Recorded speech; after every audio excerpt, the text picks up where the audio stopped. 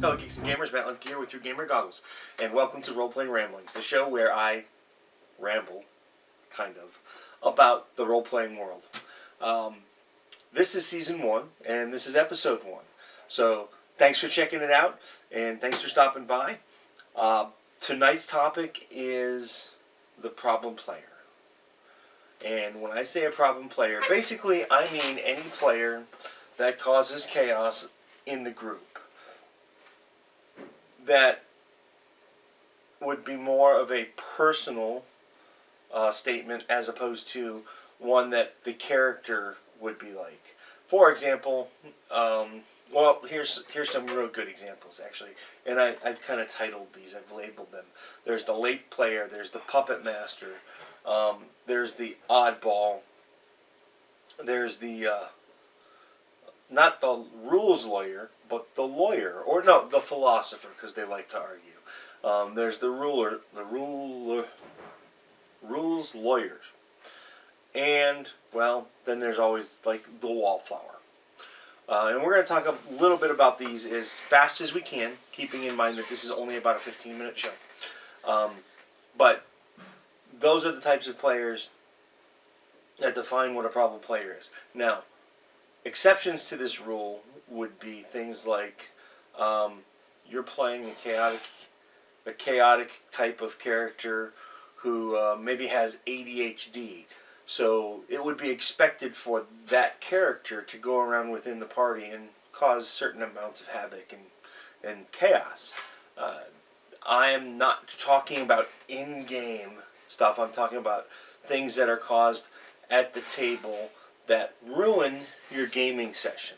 So to redefine it or to finalize the definition of what a problem player is, a problem player is an individual that causes chaos within your community on a regular basis.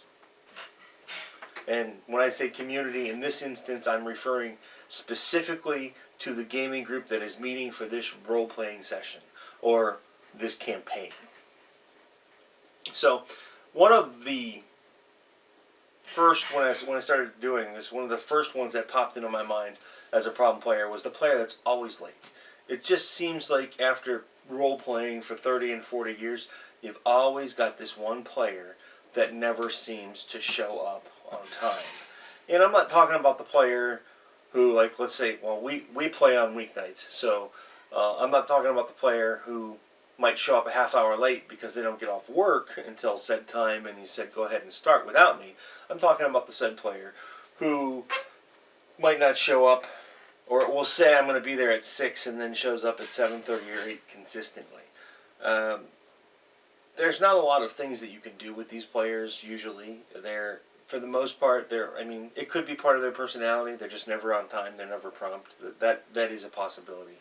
And then, you know, that's a delicate issue to approach as a whole, but there just comes a time where they're not helping the group any because they're tapping into everybody else's time. You know, the best thing to do is just to start without them until it becomes a bigger problem. I mean, you can only hold up the group so many times. My general rule is you get 3 strikes. You know, if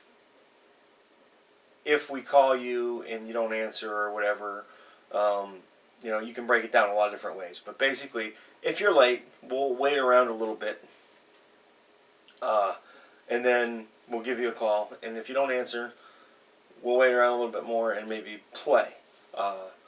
And then if this happens 3 or more times in a relatively close distance within your gaming, you know, that all depends on how frequently you game. If you game every week and it happens 3 times a month, it's time to talk to the player. But the best thing to do is just to create a rule as a whole to where if you're not here at said time, we're going to start at this time with or without you. And then everybody's on the same page, and it's the same rule for everyone all the way across the board. But if it's a problem that persists, eventually maybe you have to phase that player out of the game. Puppet Masters. This is one of the ones that is actually in my opinion, could be quite possibly the most detrimental of the problem players, because it's real easy for this kind of a player to sneak up on a GM who's focused on telling their story. And I think I already mentioned that they're called the puppet masters. And when I say puppet masters, it's kind of like, you know, the guy that's over here, and he's going like this, and he's got this string attached to him like a marionette, and the GM's arm moves, or, you know, or he says something like this to try and get a reaction from the GM. And these players use their knowledge, not so much of the game, but of the GM, the game master, to control and manipulate them into doing things that he would like the GM to do. A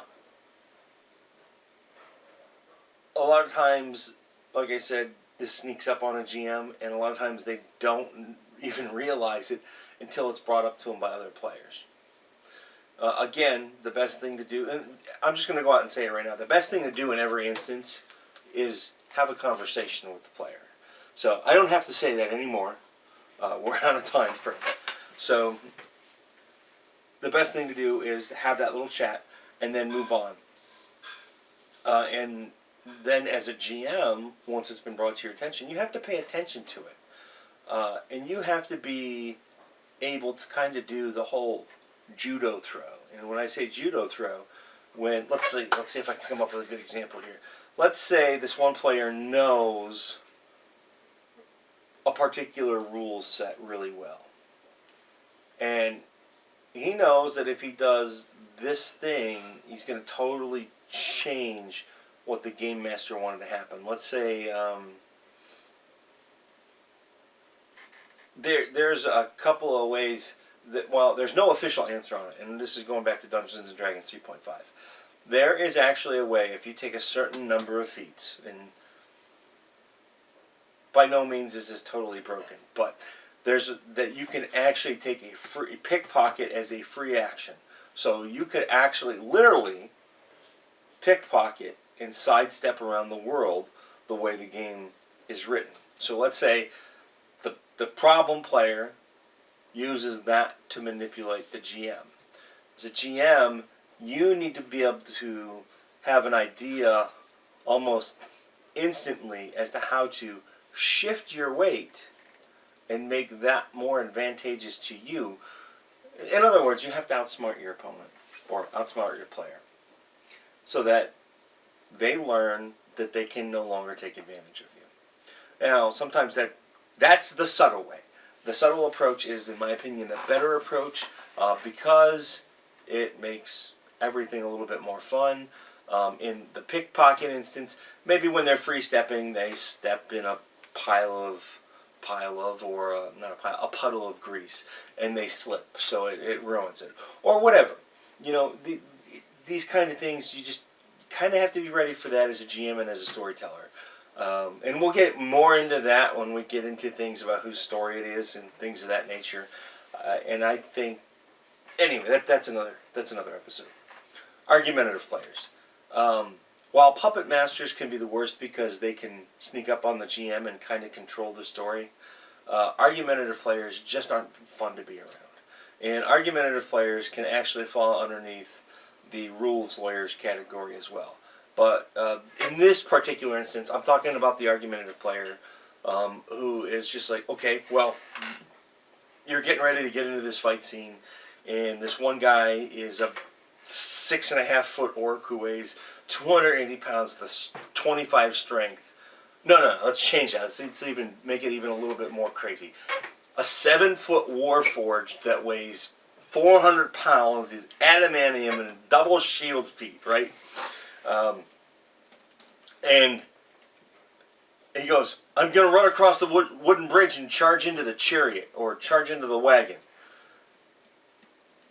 He's not the brightest of the warforged in the world. The player, not in character, just says, what kind of a moron are you, Joe? The warforged name is Silver Shield or something like that. And Joe is just like, well, I'm playing in character. And he goes, nobody would do that. Not even a character as dumb as yours. And then they start arguing. Basically, he uses every situation to create an argument, or she, to create an argument at the table. Now, I've never had good luck with these players. I've always ended up working them out of the group somehow. Because being an argumentative player like that actually says a lot about your personality.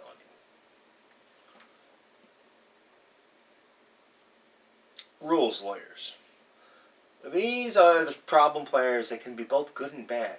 They can be your defensive shield and armor on one night, but then on another night when they're scrapping just to survive, they could be your worst nightmare.